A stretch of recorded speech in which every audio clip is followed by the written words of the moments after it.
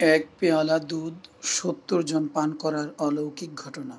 নবীজি সাল্লাল্লাহু আলাইহি সাল্লামের পাক জবানের পবিত্র বাণী শুনতে গেলে প্রায়ই কানে বাজে তার প্রিয় এই সাহাবীর নামটি। আমরা যারা হাদিসের তালিমে বসে নিশ্চয়ই শুনেছি তার নাম মোটামুটি সবারই জানা। হ্যাঁ, প্রিয় নবীর সেই প্রিয় সাহাবীর নাম আবু হুরায়রা রাদিয়াল্লাহু তাআলা আনহু। নবীজির কোনো সাহাবীর নাম শুনলে বলতে হয় রাদিয়াল্লাহু আনহু। রাদিয়াল্লাহু আনহু এর অর্থ আল্লাহ তার প্রতি সন্তুষ্ট হন। এটি সাহাবী হওয়ার মর্যাদা। নবীজির সান্নিধ্যের কারণে আল্লাহ তাদের এই মর্যাদা দান করেছেন। কিয়ামত পর্যন্ত যেই তাদের নাম শুনবে বলবে রাদিয়াল্লাহু আনহু। আবু হুরায়রা রাদিয়াল্লাহু আনহু একদিন কাতানের কাপড় দিয়ে মুখ পরিষ্কার করছিলেন। তখন তিনি বললেন, আমার এমন সময় গিয়েছে ক্ষুধার কারণে মিম্বর ও হুজরা মুবারকের মাঝে বেহুশ হয়ে পড়ে থাকতাম। লোকেরা ভাবত বোধহয় মৃগী রোগের কারণে আমি এইভাবে পড়ে আছি।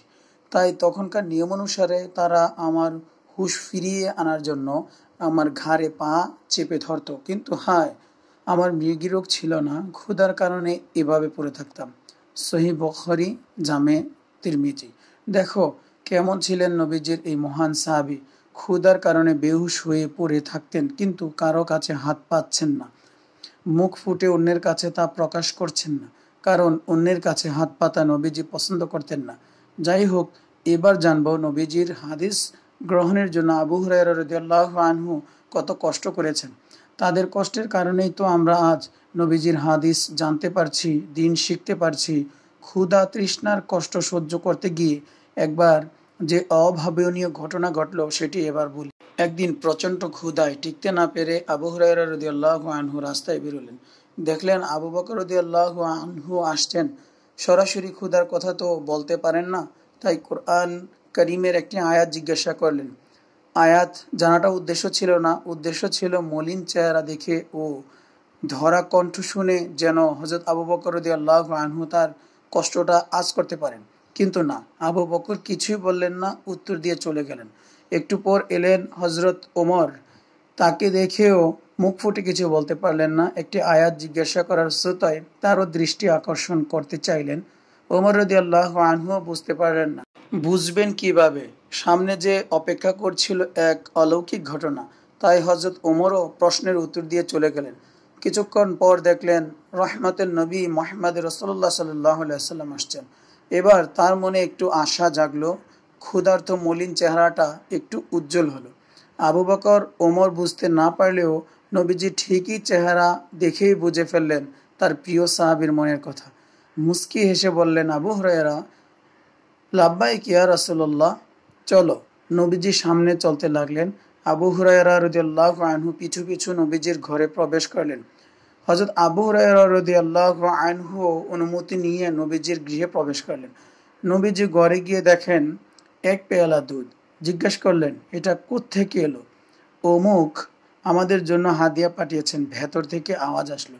নবীজি আবু হুরায়রা রাদিয়াল্লাহু আনহুকে ডেকে বললেন, সুফায় যারা আছে সবাইকে ডেকে আনো। মসজিদে নববীর সুফাবাসী সকলেই ছিলেন ইসলাম ও মুসলমানদের মেহমান। তাদের কোনো ঘর সংসার ছিল না। নবীজির দরবারই পড়ে থাকতেন, হাদিস শিখতেন, ইলমের চর্চা করতেন। নবীজির নিকট কোনো সদকা এলে সবটুকু তাদের দিয়ে দিতেন। আর কেউ হাদিয়া পাঠালেন নিজে কিছু গ্রহণ করে অন্যদেরও তাতে শরিক করতেন। তো এক পেয়ালা দুধে সুফার সবাইকে শরিক করার জন্য নবীজি আবু হুরায়রা রাদিয়াল্লাহু আনহুকে বললেন, সুফার সবাইকে ডেকে আনা হলো। এ কথা শুনে আবু হুরায়রা রাদিয়াল্লাহু আনহু ভেতরে ভেতরে একটু দমে গেলেন। এক পেয়ালা দুধ, আবার সবাইকে ডাকতে বলছেন। আমাকেই তো বলবেন সবাইকে পান করাও। সবাই পান করার পর আমার কপালে কি জুটবে? কিন্তু যত যাই হোক, এ যে আল্লাহর রাসূলের নির্দেশ, তা পালন করার মাঝেই কল্যাণ। আবু হুরায়রা রাদিয়াল্লাহু আনহু সবাইকে ডেকে আনলেন। নবীজি বললেন, আবু হুরায়রা, সবাইকে পান করাও। আবু হুরায়রা রাদিয়াল্লাহু আনহু একজন একজন করে সবার কাছে পেয়ালাটি পেশ করলেন। প্রত্যেকে নিজের চাহিদা মতো তৃপ্তি ভরে পান করছেন। আর তা দেখে আবু হুরায়রা রাদিয়াল্লাহু আনহু গলা আরো শুকিয়ে আসছে।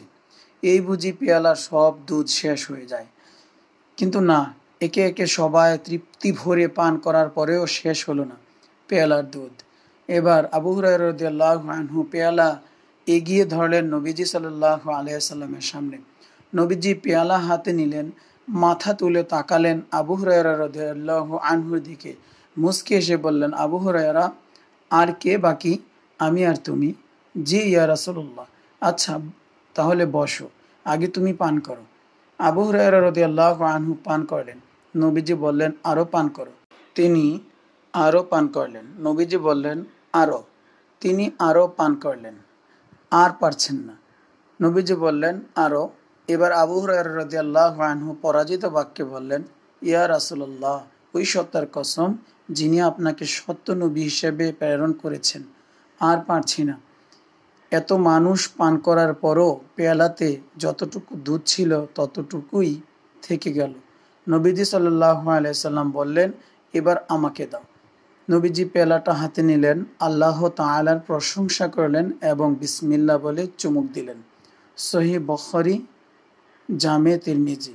প্রিয় শ্রোতা, যে এক পেয়ালা দুধ একজনেরই হবার কথা ছিল না, হযরত আবু হুরায়রা রাদিয়াল্লাহু আনহু যেখানে শঙ্কিত ছিলেন তার নিজেরই এতে পেট ভরবে না, সেখানে কতজন পান করলেন সে দুধ?